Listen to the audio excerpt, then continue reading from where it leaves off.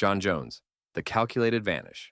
Jon Jones's move to heavyweight was billed as the biggest story in MMA, the greatest light heavyweight of all time, finally testing himself in the land of giants.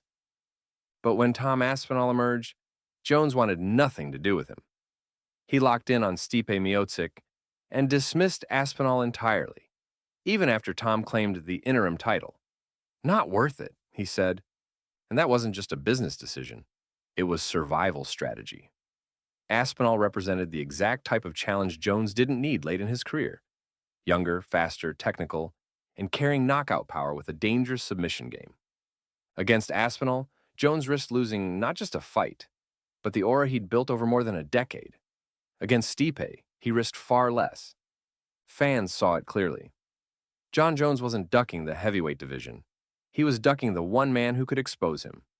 Stipe Miocic, the legend's silence. Stipe is the most decorated heavyweight champion in UFC history. But when Aspinall called him out after winning the interim belt, Stipe gave nothing back. No agreement, no rejection, not even a tease. Just silence. And that silence spoke volumes. Yes, Stipe has had his eyes locked on Jon Jones for years. That's the fight he's been promised, the one he wants for his legacy. But ignoring Aspinall altogether, a new champion on the rise, was its own kind of duck. If you're the so-called heavyweight goat and a young lion calls for you, the warrior's response is to acknowledge it.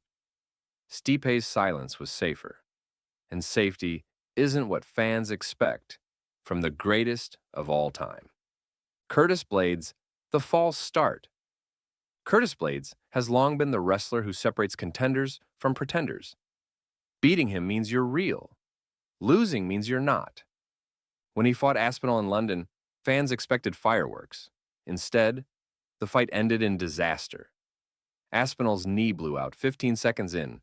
No punches, no wrestling. Fight over. And afterward, Blades didn't want the rematch. His logic? I don't gain anything from fighting Tom again. Translation, I've seen enough. Even in those 15 seconds, Aspinall's speed and footwork stood out. Blades knew the risk outweighed the reward, so he moved on. In heavyweight terms, that's ducking. Ciryl Gane, the tactical avoidance. Ciryl is the most polished striker the heavyweight division has ever seen, but his weakness is no secret: wrestling. And that's exactly what Aspinall brings to the table, on top of speed and striking of his own. Twice the UFC lined them up. Twice, Gane went another way.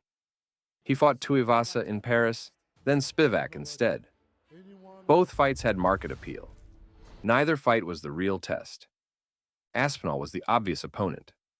Gane never signed. Tactical avoidance, sure, but tactical avoidance is still ducking. Tai Tuivasa, the stylistic nightmare. Tai Tuivasa is beloved because he'll scrap with anyone. He's fought Gane, Pavlovich, and Lewis. He'll do shoeys, win or lose. But Aspinall, that's a different equation. Tuivasa lives off chaos, wild exchanges, one-shot knockouts. Against Aspinall, there would be no chaos. The Brit would be too fast on the feet, too dominant on the mat. Tuivasa's power, his entire game, might never come into play. So when London cards rolled around, Tai had options. He picked other names, other styles. The matchups where his weapon mattered. Against Aspinall, it didn't. And he knew it. Derek Lewis, the veteran shortcut. By the time Aspinall's name surfaced, Derek Lewis was already chasing legacy fights and money fights. When offered Tom, he passed. For Lewis, it was all risk and no reward. If he won, people would shrug. Just another prospect beaten. If he lost, he'd be choked out by a guy casual fans barely knew. Instead, Lewis aimed higher up the ladder. Smarter for his career, but let's call it what it was: a shortcut away from Aspinall.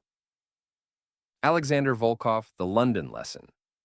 Alexander Volkov didn't duck, he stepped in, and it didn't go well. Aspinall ran through him in London, took him down, sliced through his guard like butter, and tapped him in the very first round. Since then, Volkov's camp has gone quiet on Aspinall. And that silence speaks louder than callouts. Sometimes the best evidence of why everyone ducks is what happens when someone doesn't. Sergei Pavlovich, the final proof. Sergei Pavlovich looked unstoppable. 6 straight first-round knockouts made him the division's boogeyman.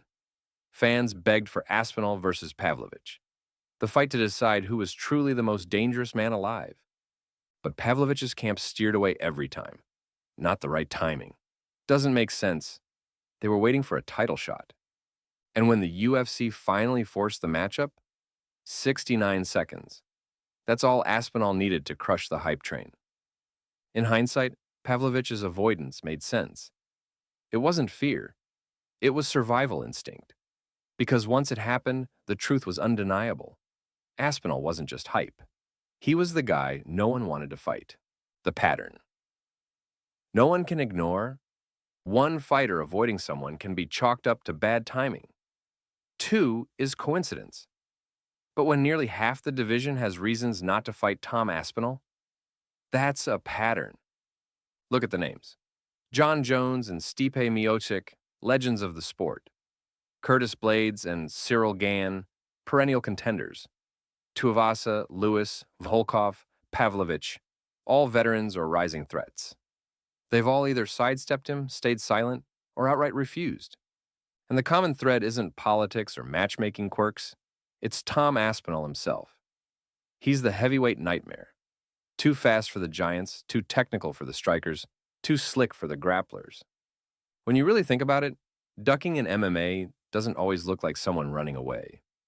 Sometimes it's much quieter. A fighter just doesn't sign the contract. A camp suddenly says the timing's wrong. A legend stays silent when their name gets called. And that's what makes Aspinall's situation so unique. With most contenders, you'll hear plenty of back-and-forth trash talk. Fighters calling each other out, interviews full of names and challenges. But with Aspinall, the silence is almost louder than the words. Look across the division. How many guys are lining up to say, "I want Tom Aspinall"? Almost none. They'll call for Ngannou when he was champion. They'll call for Jones. They'll call for Stipe. But Aspinall, it's like his name gets avoided on purpose.